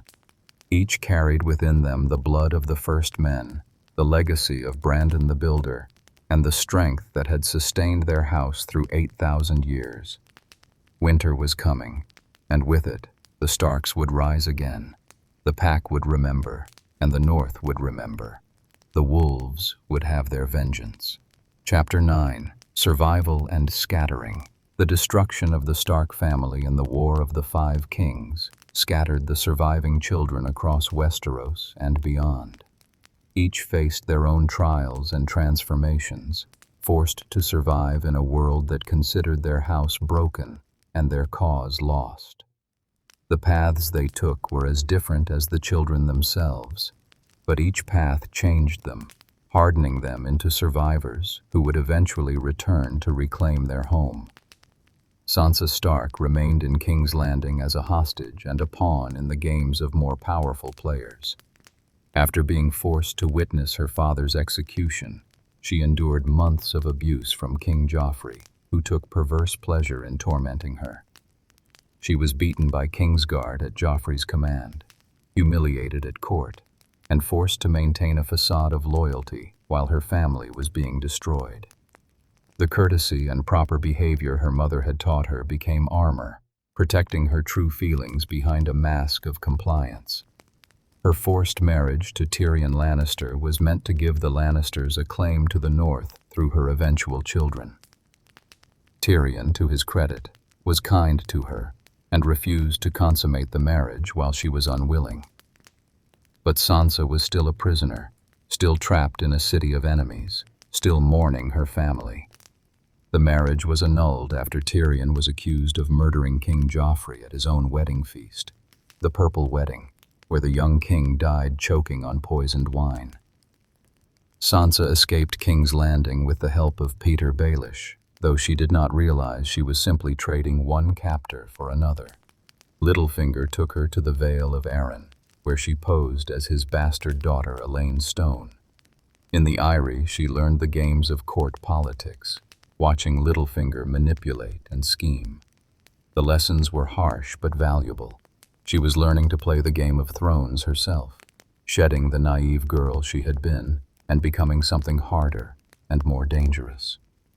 Littlefinger's plans for Sansa involved marrying her to Ramsay Bolton, the legitimized bastard son of Roose Bolton, who now held Winterfell. The marriage was meant to give Sansa a path back to her home and give the Boltons legitimacy through a Stark bride. But Ramsay proved to be a monster beyond even Joffrey's cruelty.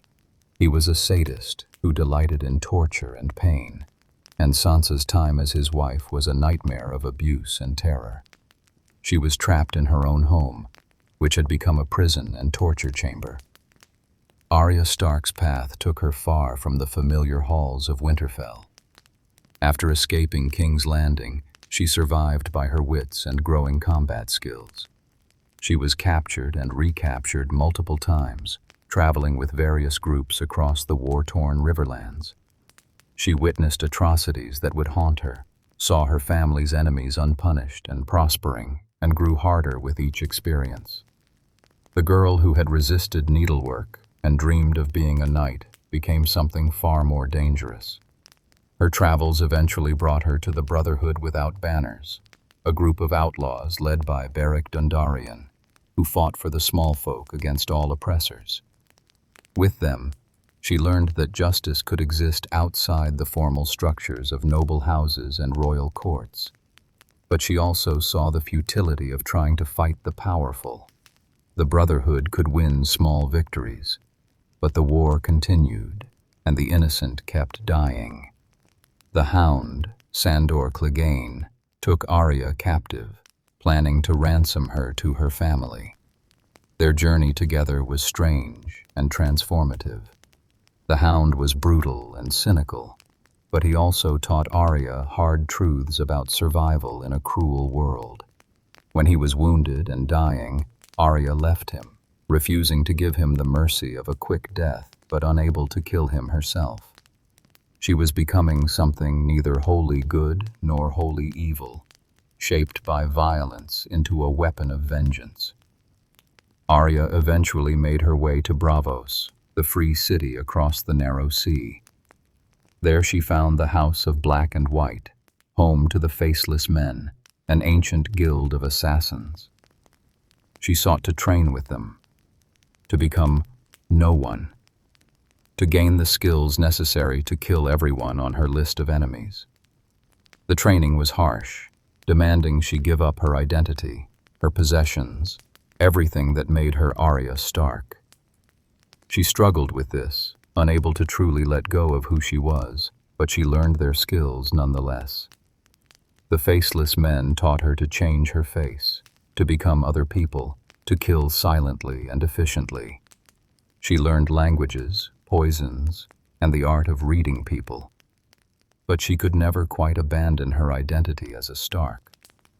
When she was ordered to kill an innocent person as part of her training, she refused, killing another faceless man instead. She was punished with blindness, forced to survive without sight until she proved herself worthy of having her vision restored. Bran Stark's journey took him beyond the Wall, into lands of ice and magic that few living people had ever seen. After Winterfell fell, he fled north with his brother Rickon, Hodor, his faithful servant, and Osha the wildling woman. They were joined by Mira and Joram Reed, children of Howland Reed, who had been with Eddard at the Tower of Joy. Bran's dreams had become strange and powerful, filled with visions through the eyes of his direwolf Summer and glimpses of things past and future. Bran discovered he was a warg, able to enter the minds of animals and even humans. His powers grew stronger as he journeyed north, guided by visions of a three-eyed raven that called to him. At Queen's Crown, the group was forced to separate.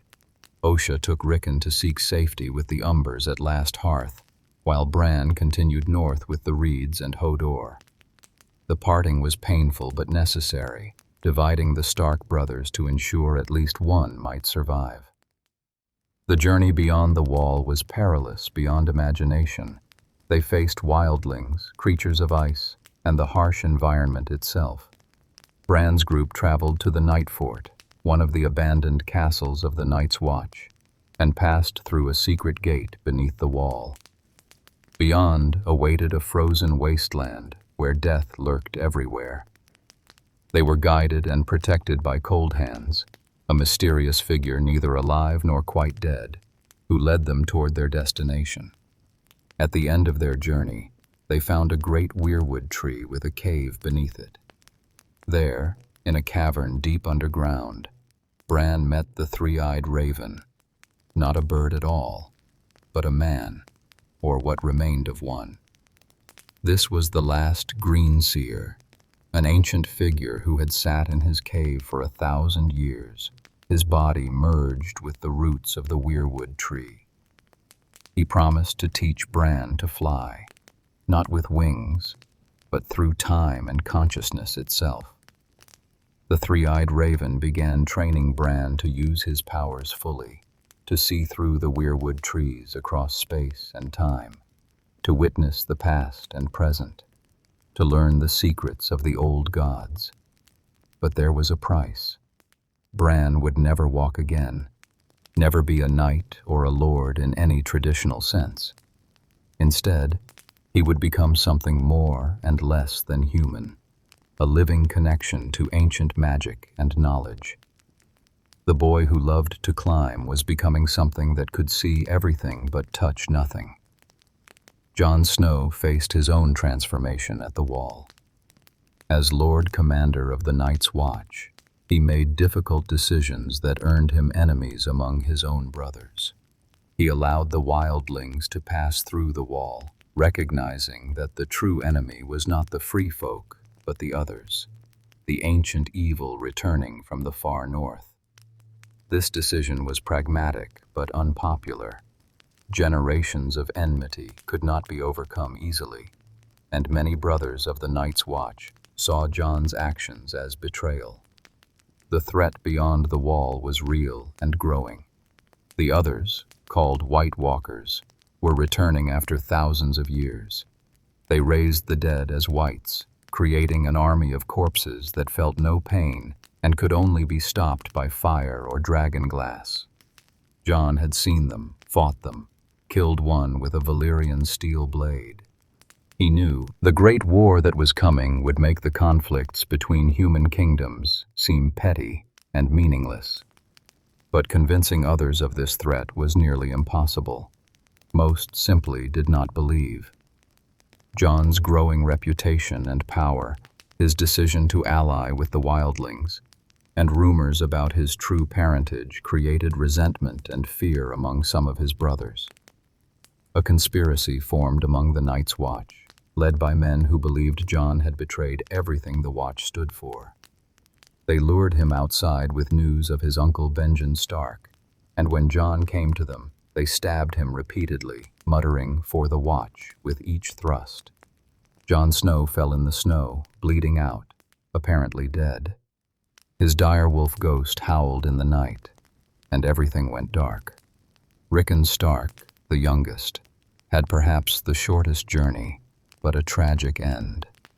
Taken by Osha to Last Hearth, he should have been safe with the Umbers, longtime Stark allies.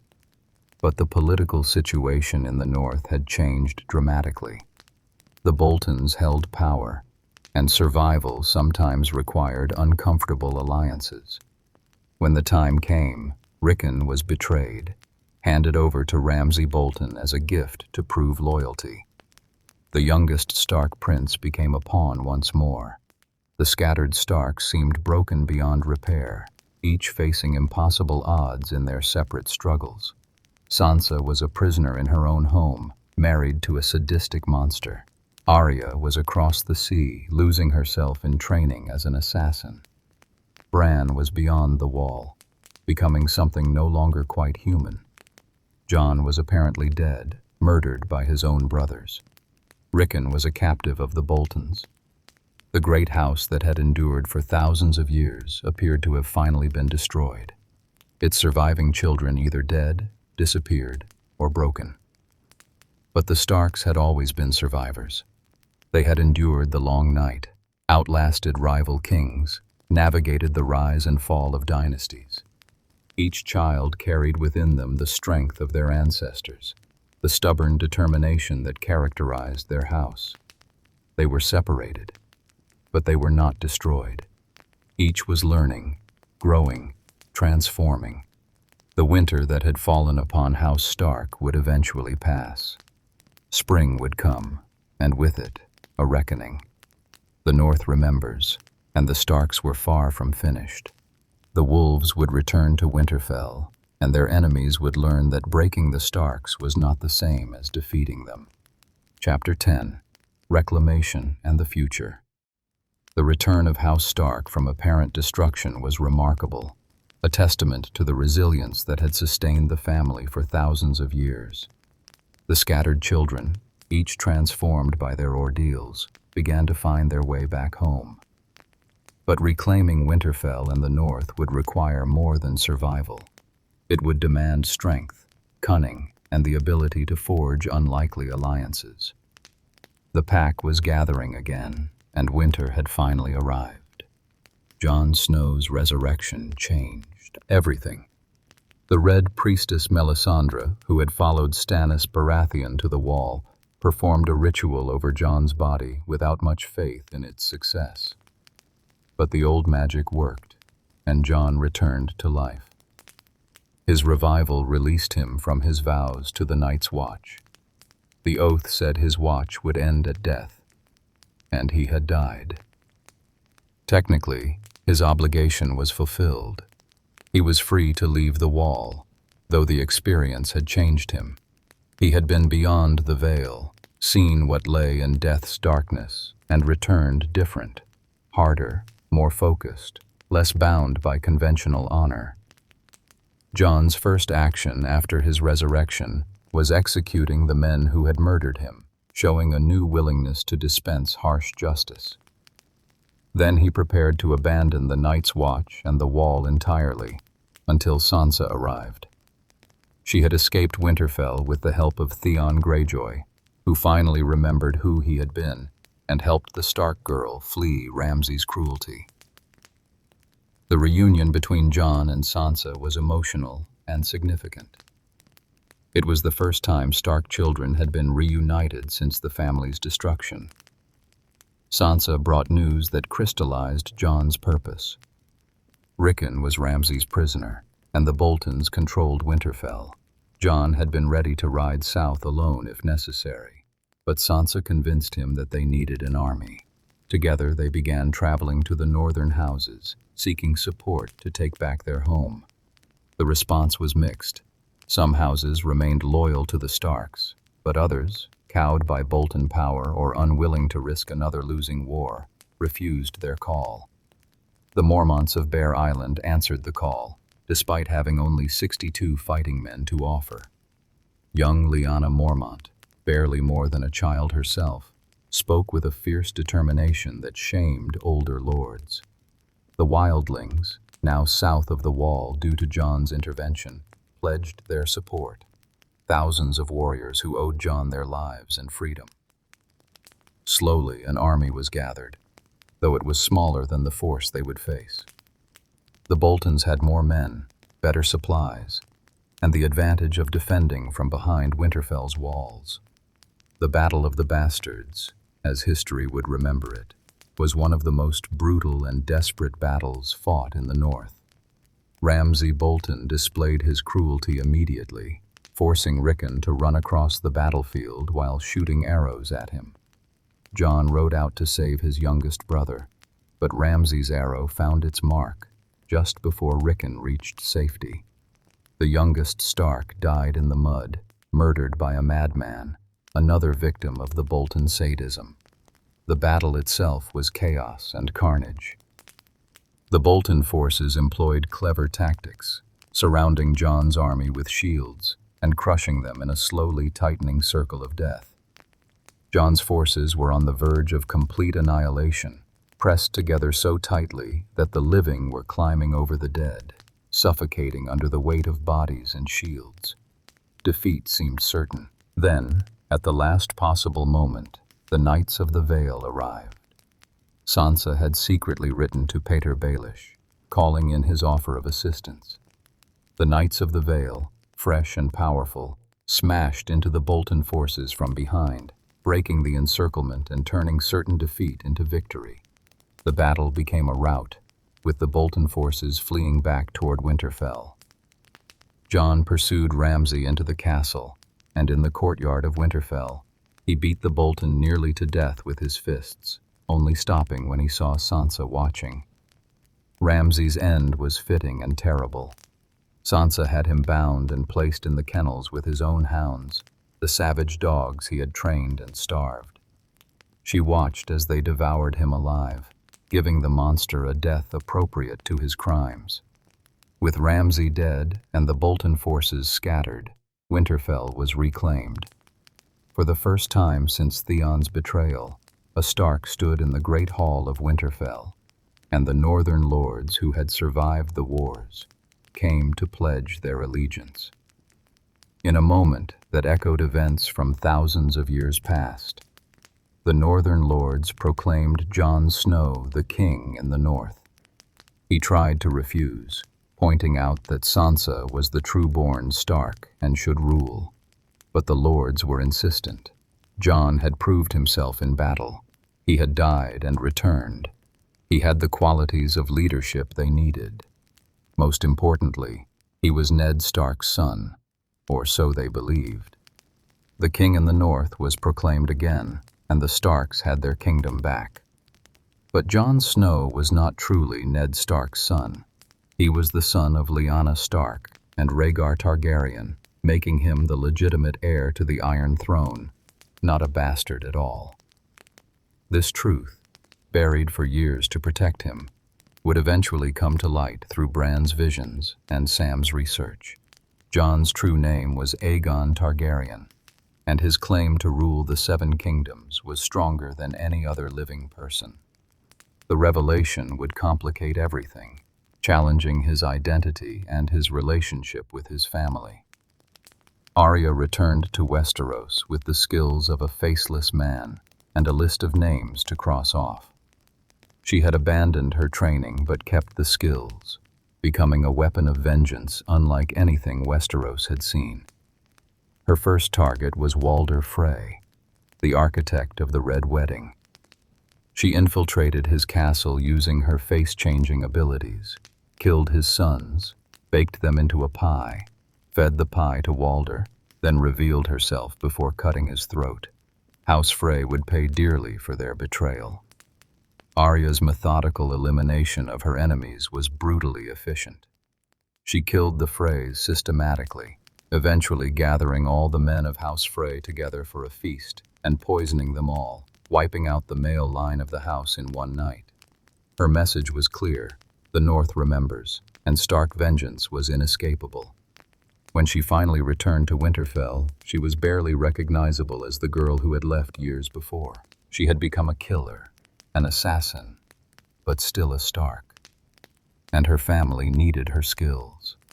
Bran's return to Winterfell brought both hope and unease. He had become the three-eyed raven, possessor of vast knowledge and supernatural powers, but he had lost much of his humanity in the process. He could see across time and space, witness events from history, and understand connections that others missed. This made him invaluable. He could reveal Jon's true parentage, provide strategic intelligence, and understand the true nature of the threat from the north. But the price had been the boy he once was. Bran Stark was gone, replaced by something both more and less. The reunited Stark children had each become weapons in their own way. Jon was a proven warrior and leader, though his true parentage complicated everything. Sansa had learned to play political games and survived the worst that Westeros could throw at a highborn lady, emerging as a savvy political operator. Arya was an assassin capable of infiltrating anywhere and killing anyone. Bran was a source of knowledge and magical power beyond anything seen in centuries. Together, they represented a formidable force. The threat of the Night King and his army of the dead loomed over all political considerations. Jon understood that the wars between human kingdoms were meaningless if everyone died to the White Walkers. He bent the knee to Daenerys Targaryen, the last Targaryen, who had returned to Westeros with 3 dragons and an army in exchange for her help against the dead. This decision was controversial. The North had just declared independence, and now their king was submitting to a southern ruler again. The Great War against the Night King culminated at Winterfell in the longest night anyone could remember. The dead came in impossible numbers, an endless tide of corpses that overwhelmed the living through sheer weight of numbers. The Battle of Winterfell saw the last stand of humanity, with every warrior fighting desperately to survive until dawn. The Night King himself came for Bran, seeking to destroy the living memory of the world. But Arya, using her assassin's skills and the Valyrian steel dagger that had once been used to try to kill Bran, struck from the shadows and shattered the Night King, ending the threat of the others. The victory came at terrible cost. Thousands died, including many characters who had survived years of war. But humanity survived, and the ancient evil was defeated. The Starks had played a crucial role, Bran as bait, Arya as assassin, Jon as military leader, and Sansa managing Winterfell's defenses and resources. The long night had come again after thousands of years, and once again, the Starks had been central to humanity's survival. The final conflicts involved dealing with Daenerys Targaryen, who grew increasingly ruthless and eventually burned King's Landing, killing hundreds of thousands of innocent civilians. Jon, torn between love and duty, between his Stark upbringing and his Targaryen blood, made the hardest choice of his life. He killed Daenerys to prevent her from destroying more cities, sacrificing their relationship and his own honor to save the realm. It was the most Stark thing he could do, choosing duty over personal desire, making the hard choice regardless of cost. The aftermath saw Bran named as King of the 6 Kingdoms. The North remained independent under Sansa's rule as Queen in the North. Jon was exiled back to the Night's Watch as punishment for killing Daenerys, though the Watch was now more a place of exile than a functional military order. Arya set sail to explore west of Westeros, seeking new lands beyond the maps. The Stark children ended their story scattered again, but this time by choice rather than catastrophe, each having found their place in the new world they had helped create. Sansa's reign as queen in the North represented the culmination of House Stark's journey. The kingdom that had submitted to Aegon Targaryen 300 years earlier was independent again. The queen who sat in Winterfell had been tested by the worst experiences imaginable and emerged stronger. She ruled with wisdom gained from survival, mercy tempered by harsh experience, and a determination to protect the North and its people. The ancient house had survived its darkest hour and emerged intact. The Stark legacy extended far beyond their immediate survival. They had proved that honor, while costly, was not weakness.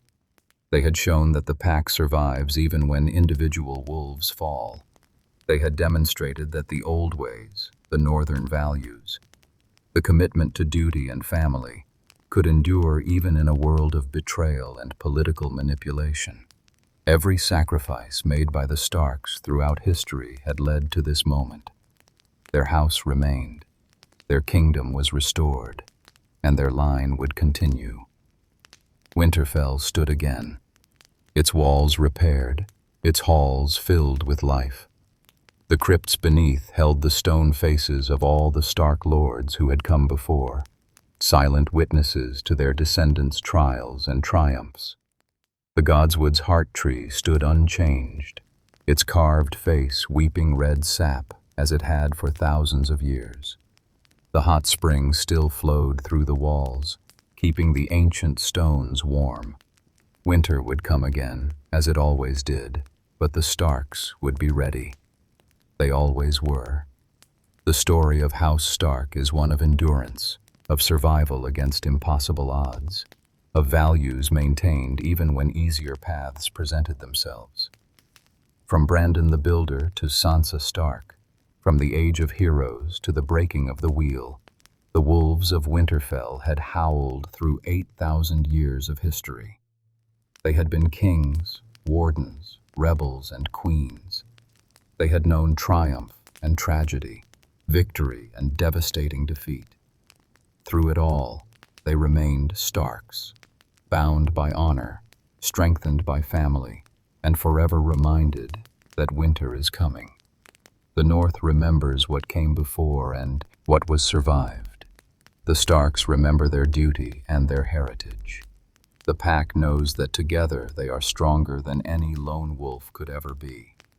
House Stark endures not because they are the strongest or the cleverest, but because they understand what matters: family, duty, honor, and the strength to make hard choices when necessary. As long as one Stark remains, as long as the direwolf banners fly over Winterfell, as long as someone tends the Godswood and remembers the old ways, House Stark survives. And in Westeros, where so many great houses have risen and fallen, survival is the ultimate victory.